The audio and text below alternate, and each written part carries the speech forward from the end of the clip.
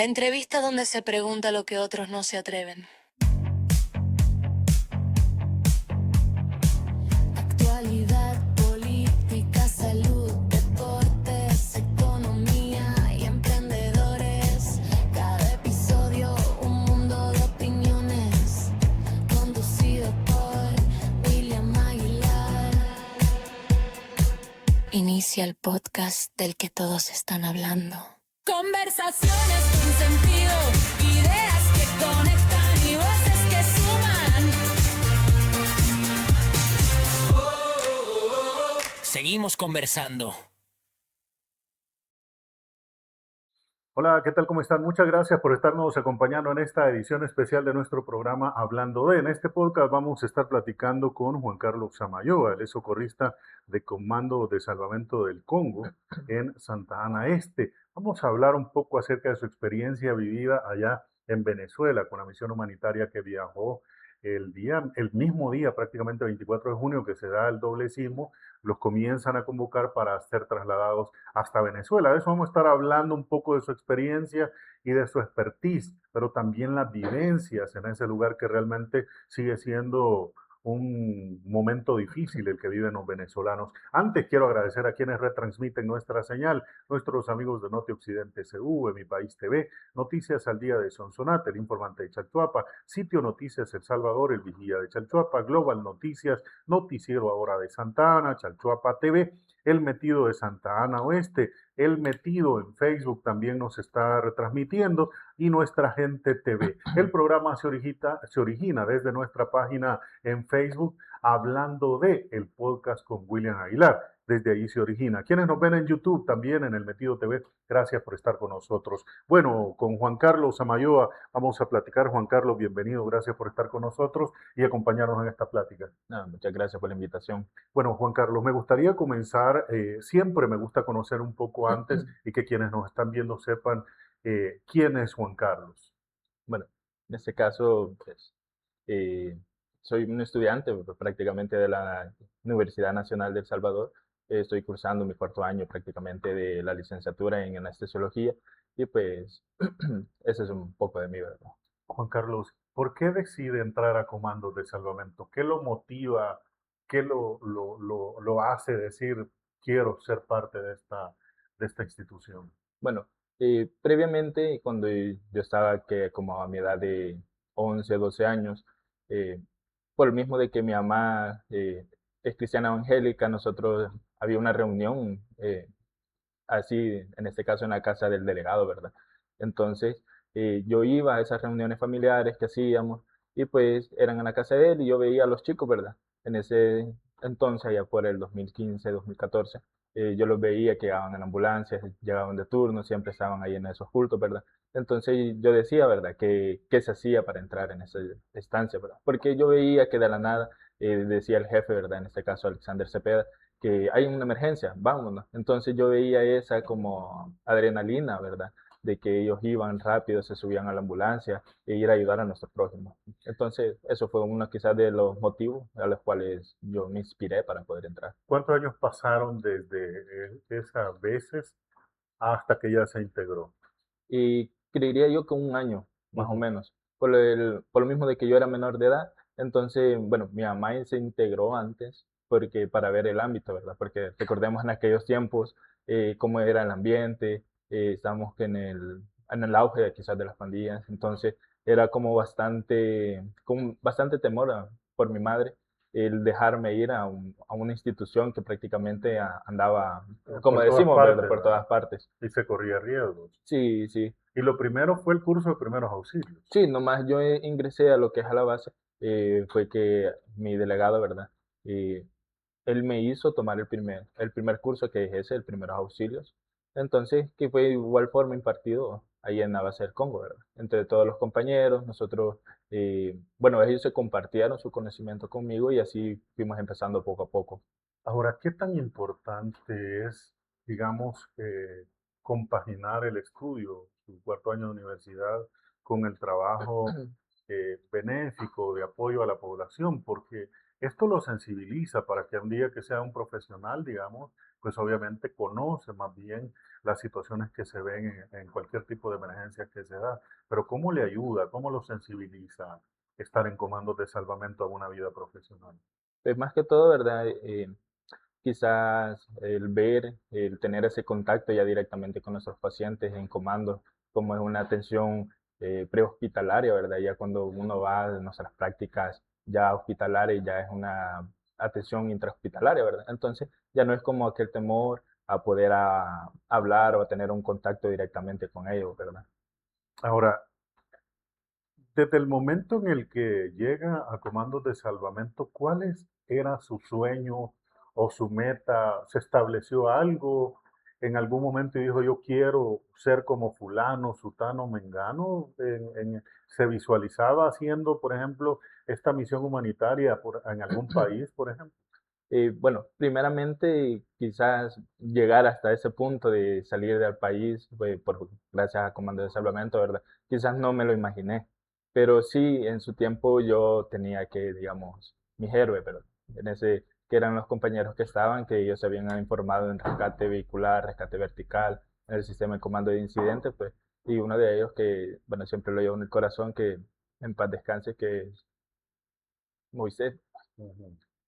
Entonces, él fue como una figura bastante importante directamente en comandos, porque yo recuerdo que le íbamos a dejar a los cursos, él me decía, no, échale ganas, vení, hace esto, lo otro, y cada viernes, que no, era nuestro turno prácticamente, nosotros llegábamos, eran arduas horas de práctica que nosotros llevábamos, solo comíamos, de 7, 7:30 comíamos, de ahí en adelante eran prácticas, prácticas, para dar la mejor atención a nuestro pueblo, ¿verdad? A ver, Juan Carlos, me gustaría diferenciar, aunque en el pasado ya hemos platicado con sus compañeros y hemos hablado de la diferencia que se hace entre un socorrista común, digamos, o algunos así lo puedan llamar, un socorrista común, a una persona que se dedica al rescate vehicular. Son dos cosas totalmente diferentes porque son emergencias totalmente diferentes. Y yo siempre lo he dicho, el Congo está ubicado en una zona geográfica bastante complicada, en donde los accidentes de tránsito se vuelven tan comunes, en donde hay días que hay 2, 3 accidentes, y no hablamos de accidentes pequeños, hablamos de accidentes fuertes en la calle antigua San Salvador y Santa Ana y en la carretera panamericana también.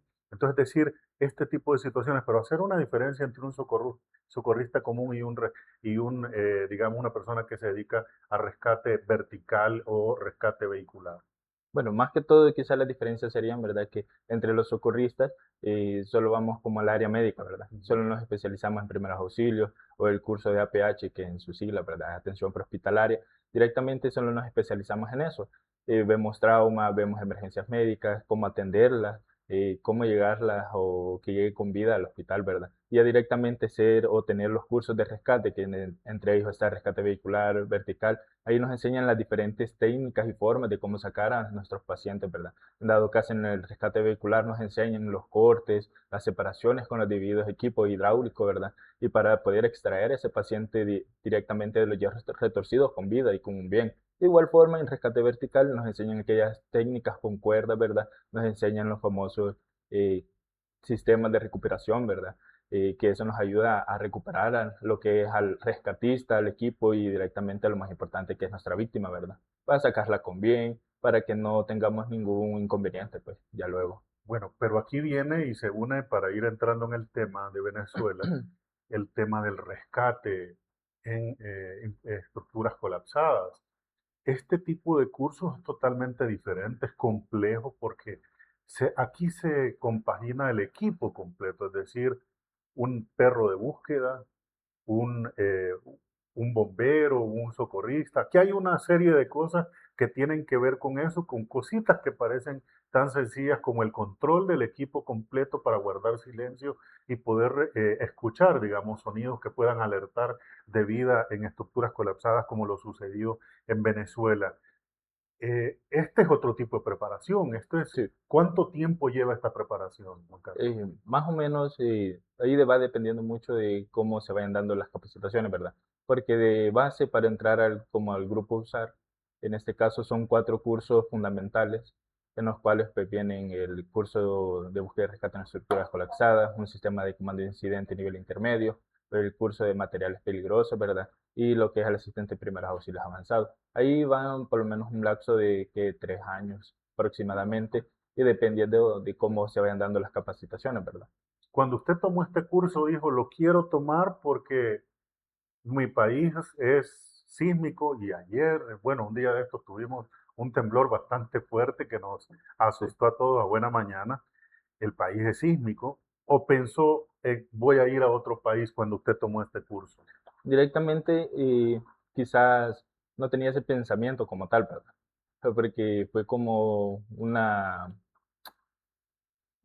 bueno, yo le llamaría como un propósito de Dios porque yo iba acompañando a lo que era mi delegado, ¿verdad? En esas instancias y él iba a hacer la prueba para entrar a ese curso. Y pues gracias a Dios y yo estando en el lugar correcto, pues se me dio la oportunidad de igual forma.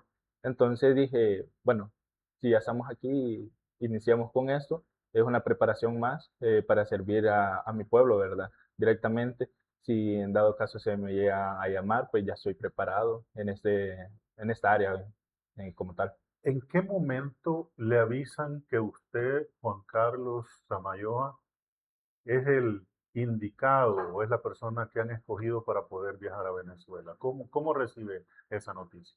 Bueno, más que todo, yo no estaba en mi casa, ¿verdad?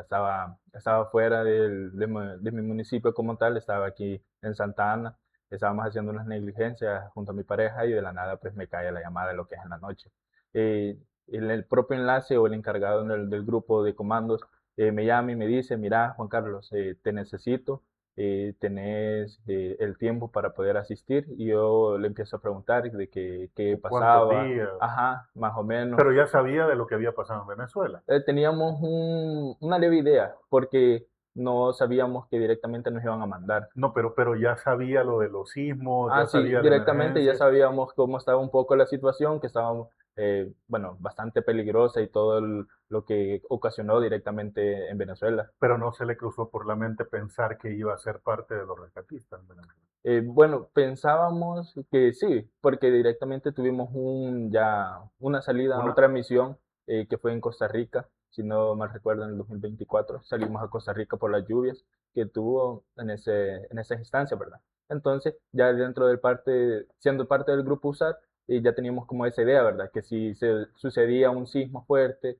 y pues ya el presidente nos mandaba, pues ya teníamos que hacernos presentes. pero son dos, perdón mi ignorancia, pero son dos eh, cosas diferentes, por llamarlo así. No es la palabra que quiero utilizar, pero son dos momentos diferentes, una de emergencia por lluvias y una por estructuras colapsadas por esos terremotos que se dieron en Venezuela, que prácticamente quedó hecha polvo la Sí. ciudad. Por ejemplo, lo que estuvimos viendo en La Guaira, pues, que es increíble, edificios modernos que se habían ido al suelo, pero son dos cosas diferentes, o es lo mismo el tipo de emergencia, el mismo Directo. tratamiento se le da. Pues en este caso no el mismo tratamiento, ¿verdad? Porque como lo que pasó en La Guaira, en Venezuela, directamente fueron las estructuras colapsadas. Entonces es muy diferente o distinto a lo que se vivió en Costa Rica, ¿verdad? Cosa que allá en Costa Rica que hicimos evacuaciones, se hicieron algunos rescates en agua rápida, ¿verdad? Que los compañeros de Protección Civil lo hicieron. Y pues es bastante distinto, pero de igual forma ya teníamos como ese sentimiento o ese sentir, ¿verdad? De que probablemente nos llamaran. ¿Cuánto tiempo estuvieron en Costa Rica? En Costa Rica estuvimos aproximadamente como 15 días, 15 días. si no mal recuerdo. Ok, recibe la llamada entonces para irse a Venezuela. ¿Se van ese mismo día en la noche para la base central? ¿O cómo es el trámite para poder irse a Venezuela? Más o menos a nosotros nos dan un lapso de 5 horas, ¿verdad? Para llegar a lo que es el cuartel central de bomberos. Allá directamente nos reunimos todas las instituciones, ¿verdad? Que conformamos el sistema de protección civil, que entre ellas van Fosalud, bomberos, protección civil, los cuerpos de socorro y entre otros, ¿verdad?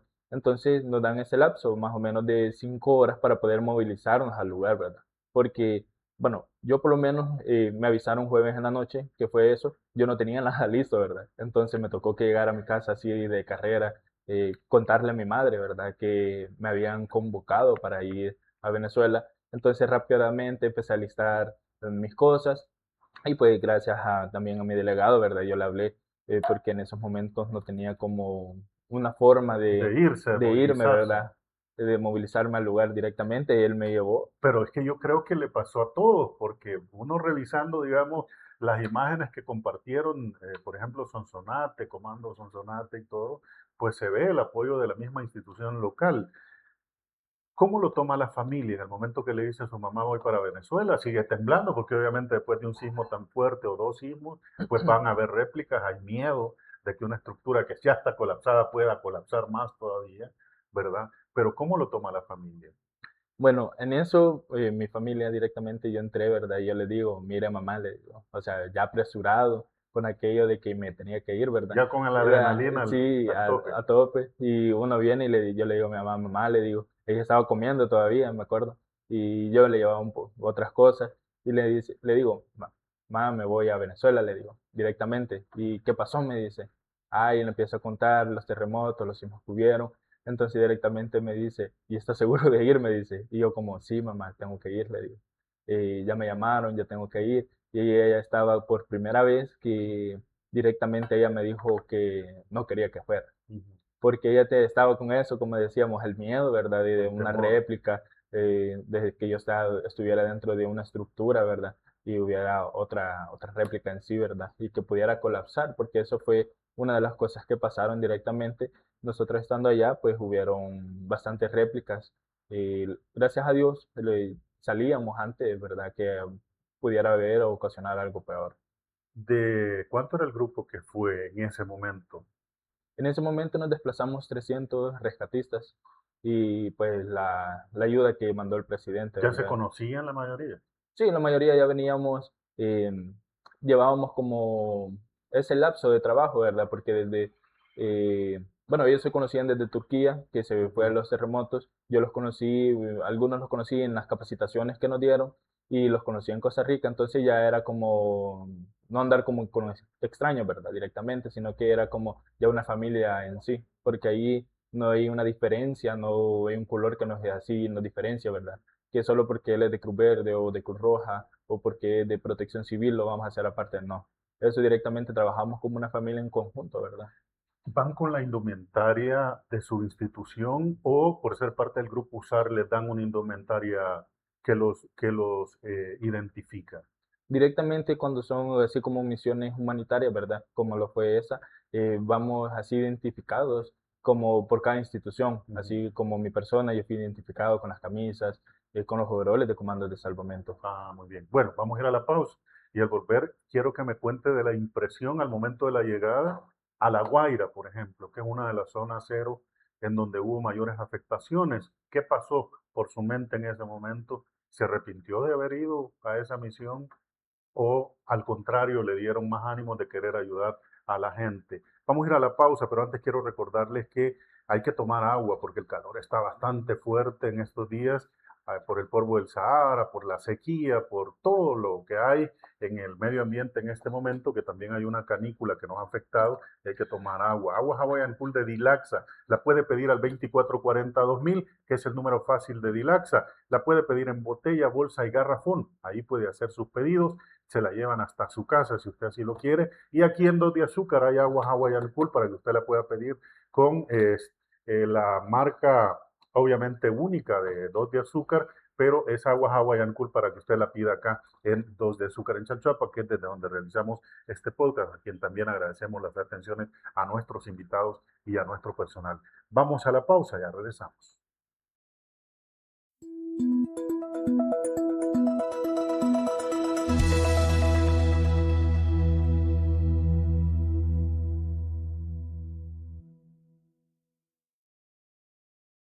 Bienvenido Bienvenidos a 2 de Azúcar Café, donde el arte se toma un café contigo. ¿Alguna vez has soñado con entrar a una historieta? En 2 de Azúcar Café lo hacemos posible.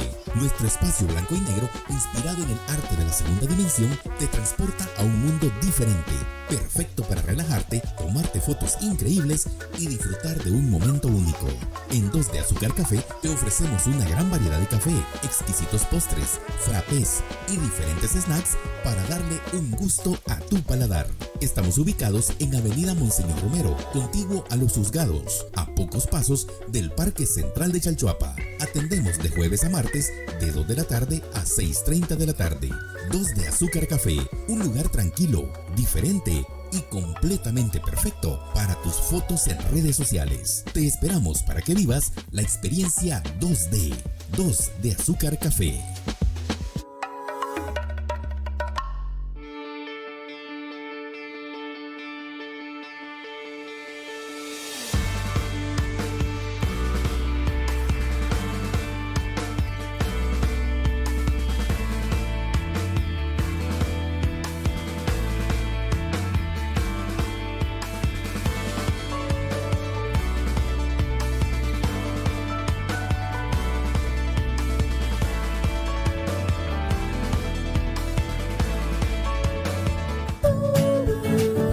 Nosotros no solo somos una infraestructura, no solo somos una flota de vehículos, no solo somos lácteos, tampoco solo somos una marca.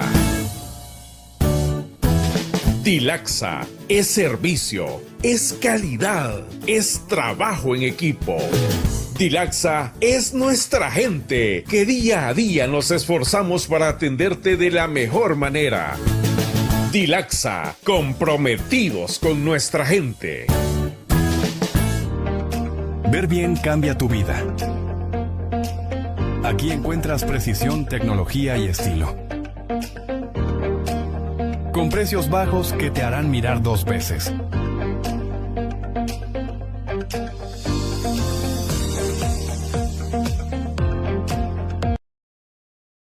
Intermedios Digitales. Somos un grupo de medios creados para llevarte la información veraz y oportuna.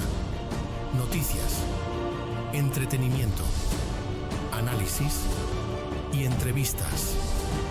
Intermedios Digitales, multiplataformas, la nueva generación de la información.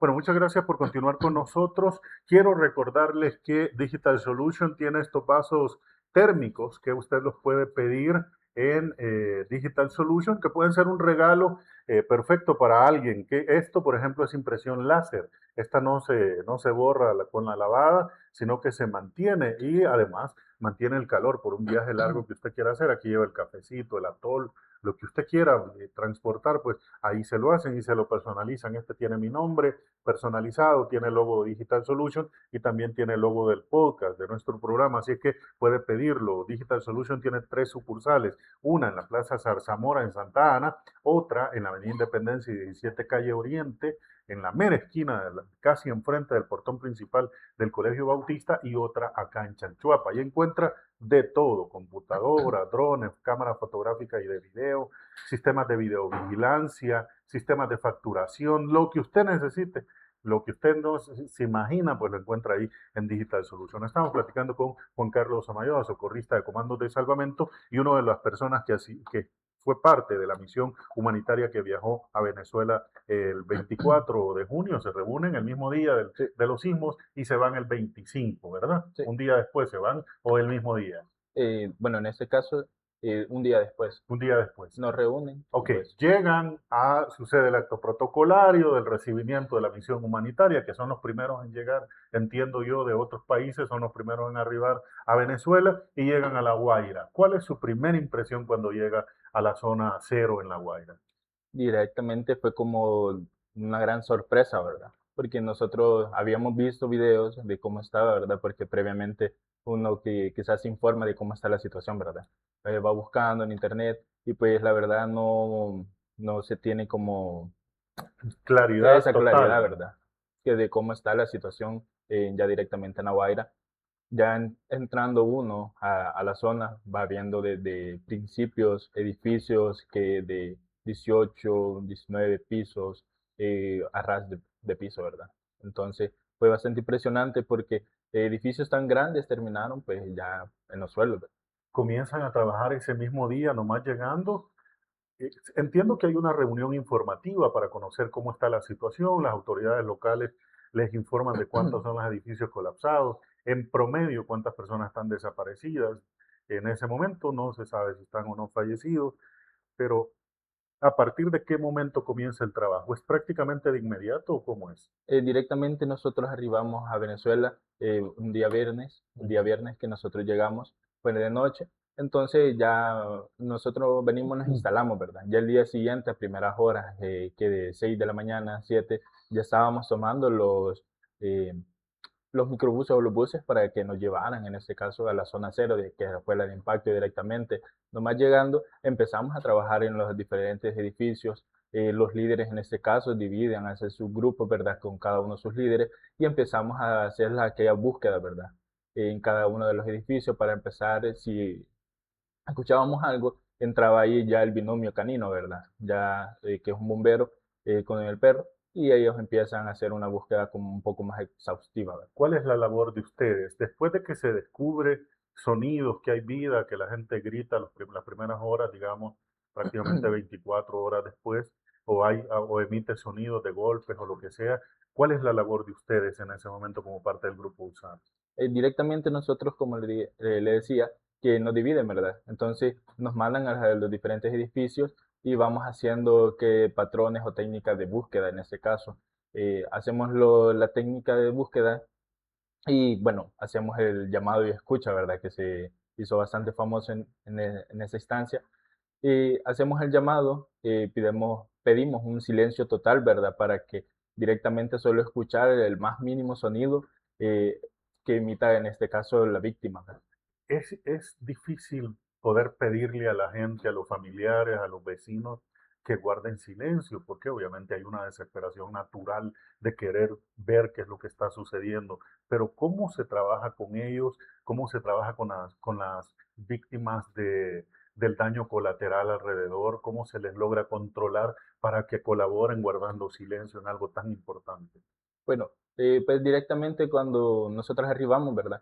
El pueblo venezolano se dio a conocer, ¿verdad? Que nosotros íbamos llegando a la zona y directamente ellos fueron y nos buscaron. Ujú. Entonces, porque ya teníamos misiones anteriores, como lo habíamos hablado, que El Salvador, pues, dio buenos resultados en esas misiones. Entonces, ya el pueblo venía, hacíamos la búsqueda, explicábamos lo que íbamos a hacer directamente con la técnica de búsqueda y a ellos directamente, o sea, se entiende, ¿verdad?, aquella impotencia de que mi mamá, mi abuelo, mi hijo está dentro, pero tengo que hacer eso para que puedan encontrarlo. Entonces, nosotros explicábamos y ellos directamente decían, ok, vamos a hacer silencio.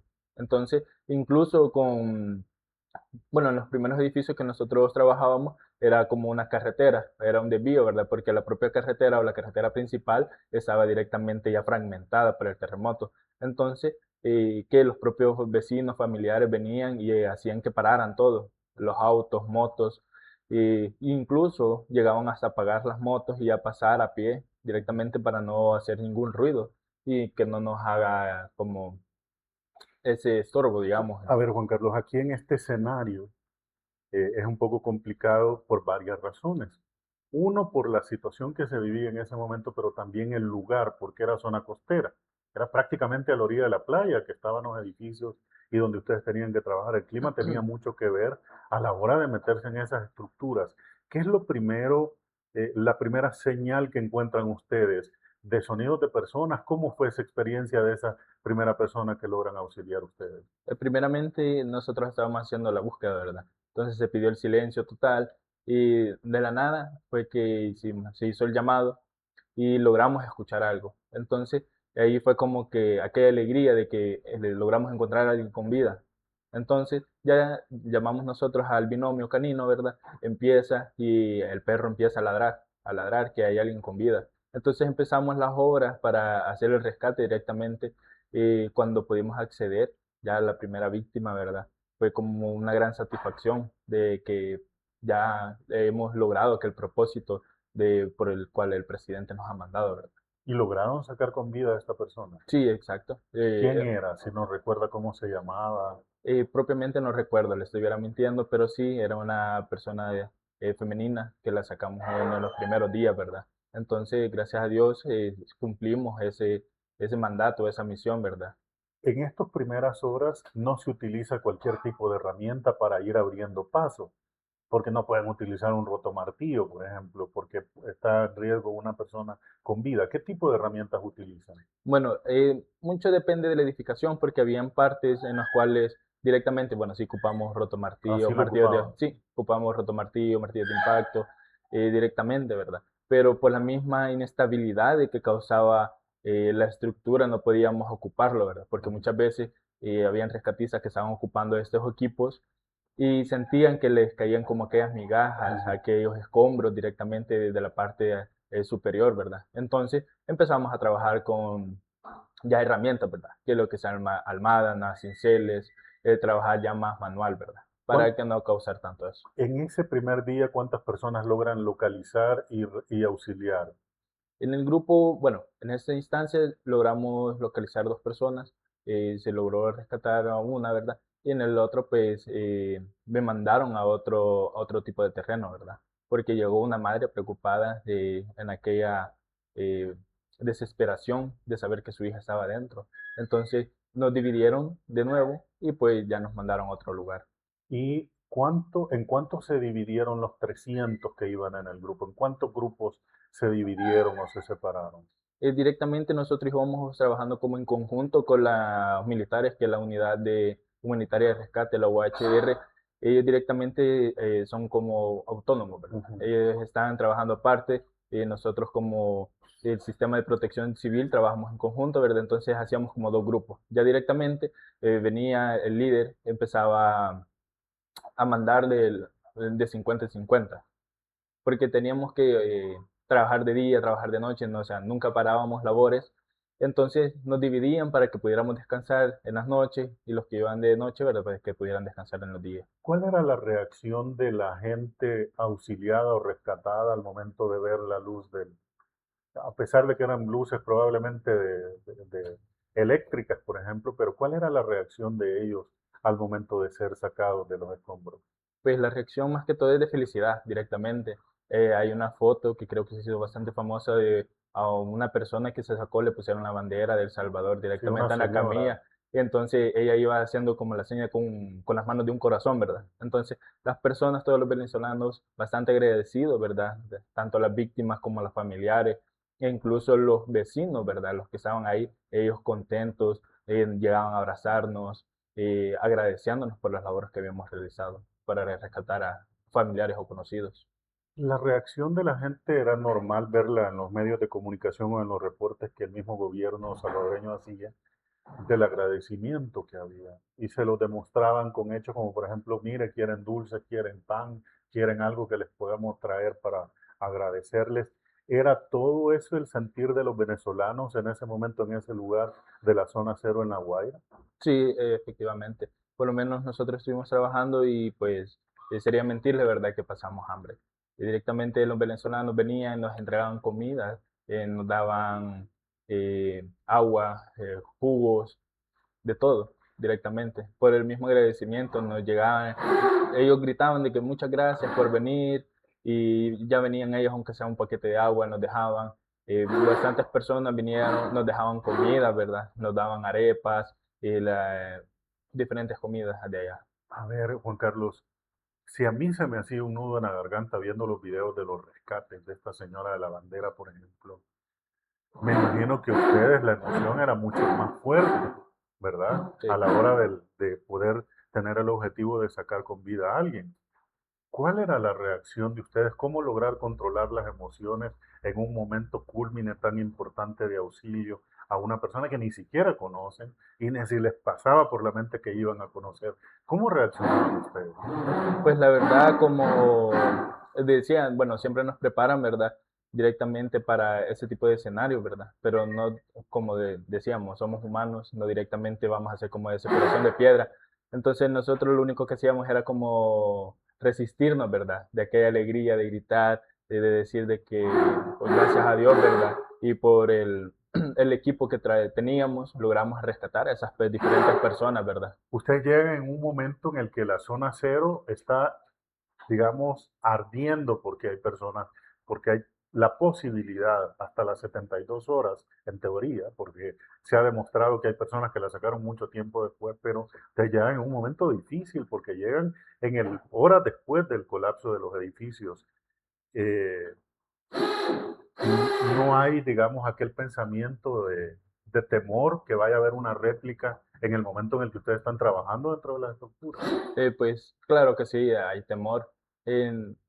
Con los diferentes líderes, ellos nos hablaron, nos dijeron directamente si queríamos entrar y que ellos no nos iban a obligar porque estuvimos trabajando en un centro comercial donde fue el caso de Hernán, si no mal recuerdo el nombre de seguridad. Ah, sí, sí. Entonces, directamente nos dijo nuestro sargento de bomberos, nos dijo que, bueno, el lugar dijo está bastante comprometido, nos dijo, si ustedes quieren entrar a trabajar, está bien, pero yo no los voy a obligar, dijo. Entonces, ahí tomamos nosotros conciencia de que venimos por algo, estamos aquí confiando en Dios que no nos pase nada, entramos a trabajar, siempre. De igual forma, trabajamos con el debido cuidado, estuvimos trabajando en conjunto con el equipo de Chile, de Estados Unidos, ¿verdad? Que ellos tenían cámaras de movimiento, con sensores de movimiento, ¿verdad? Entonces, cualquier movimiento que hubiera, esas cámaras alertaban. Sí. Y ya nosotros salíamos, evacuábamos el edificio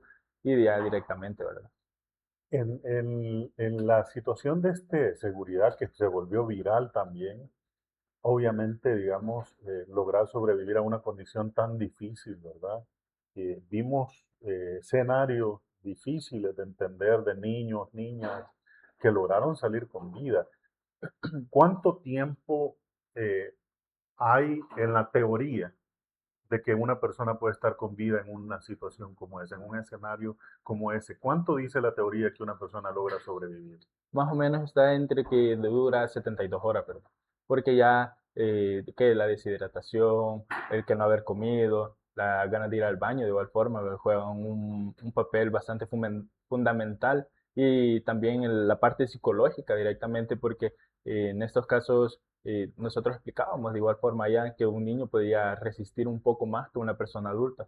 Esto porque ellos no saben en el contexto en el cual están, ¿verdad? Ellos están ahí atrapados, pero ellos por su propia mentalidad todavía no están como con ese temor de que probablemente no salgan, ¿verdad? Como en una persona adulta que ya comprende, ya entiende lo que está pasando las directamente. Consecuencias de la sí. Situación. ¿Cuántas personas en Venezuela logró usted hablar con ellos?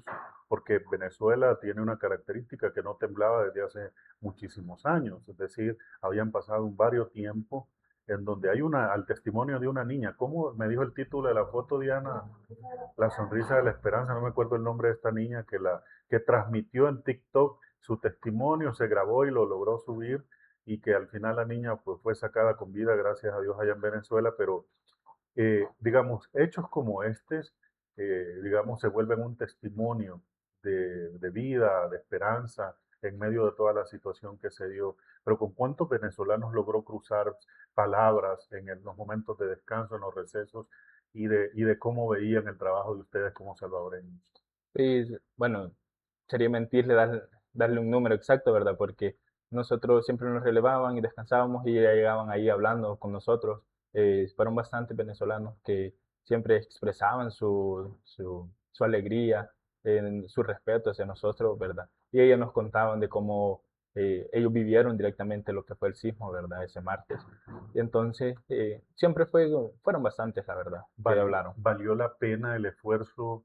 Y aunque en medio del temor normal de un ser humano, ¿valió la pena ir a Venezuela, apoyar a los venezolanos en esta emergencia tan difícil de los temblores? Sí, claro que sí. La verdad, como les decíamos, yo tenía temor no les voy a mentir, ¿verdad?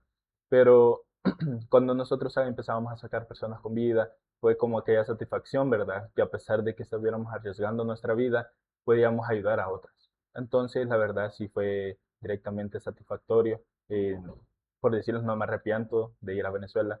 Y si me dijeran, vas a ir o vas a volver, vamos de nuevo.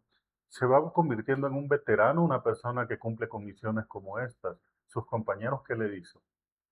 Directamente muestran como aquella alegría, ¿verdad? De que, qué bueno que fuiste, que viniste con bien, gracias a Dios, ¿verdad? Que pudiste salvar bastantes vidas allá, estando allá. ¿Y en la universidad lo vieron en las fotos y videos? ¿Qué le dicen? Sí, directamente, pues, yo le aviso a mi licenciado, porque yo tenía todavía una clase pendiente, y yo le aviso, yo estoy con eso, y me dice, no, me dijo, está bien, solo mandame un permiso, directamente que me lo hagan, y te exoneras de todo, me dijo.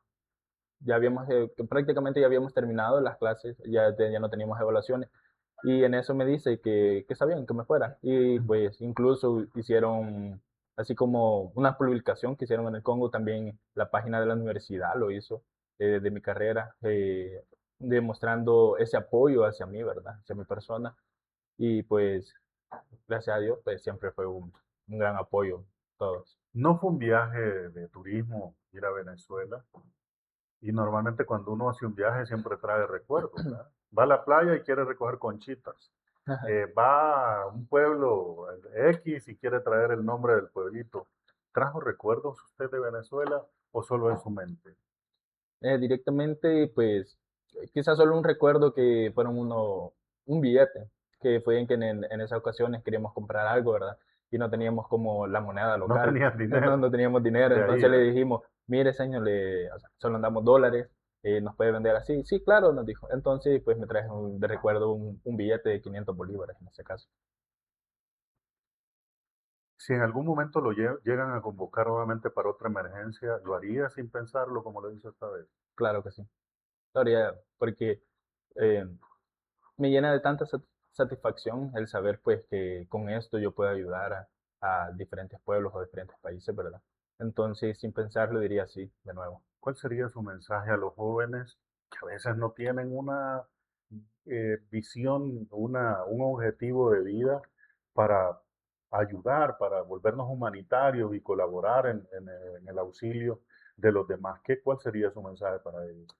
No más que quizás que probemos algo nuevo, ¿verdad? Porque creo que estamos acostumbrados a estar como ser más sedentarios, ¿verdad? Estar con el teléfono o estar haciendo otras actividades. Entonces que probemos entrar a algún cuerpo de socorro, que pueden entrar al comando de salvamento directamente, o de igual forma los otros cuerpos de socorro, ¿verdad? Como son Cruz Roja, Cruz Verde, y ya pues en su momento, si se les da la oportunidad, poder salir de esta forma de fuera del país, ¿verdad? Muy bien. Yo quiero agradecerle, Juan Carlos, la oportunidad de platicar, también al delegado de Comando de Salvamento en el Congo por la oportunidad de poder conversar con usted y conocer su experiencia de este escenario tan difícil que vivieron los venezolanos y que los salvadoreños estamos expuestos a vivirlo porque vivimos en el Valle de las Macas, no podemos olvidarlo, pero la preparación de ustedes sin duda es un parteaguas para poder ayudar a las personas que lo necesiten. Y esto quiero decirle que es como un homenaje al trabajo de personas como usted, rescatistas, hombres, mujeres, que se dedican al trabajo humanitario en el país y fuera de nuestras fronteras. Así es que yo estoy muy agradecido y como salvadoreño me siento muy orgulloso de personas como usted que salen a ayudar a otras personas sin conocerlas y sin ningún interés de ningún tipo para poder auxiliarles. Así es que muchas gracias por demostrar que los salvadoreños somos solidarios y seres humanos, trabajadores y que nos gusta ayudar a los demás. Así es que esto es un homenaje para ustedes. Muchas gracias por todo. Bueno, gracias por habernos acompañado. El próximo sábado estaremos hablando de medicina, estaremos hablando de salud. Así que prepárense porque tendremos un tema interesante a ustedes. Gracias por habernos acompañado, a Dos de Azúcar, por las atenciones a nuestros invitados en esta edición de nuestro programa Hablando de el podcast con William Aguilar, que está en edición especial este miércoles. Gracias por haber estado con nosotros. Les deseamos lo mejor y que tengan un buen día. La entrevista donde se pregunta lo que otros no se atreven. Actualidad, política, salud, deportes,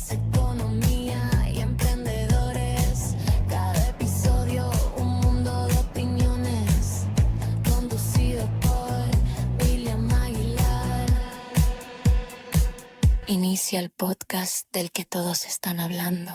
Conversaciones con sentido, ideas que conectan y voces que suman. Seguimos conversando.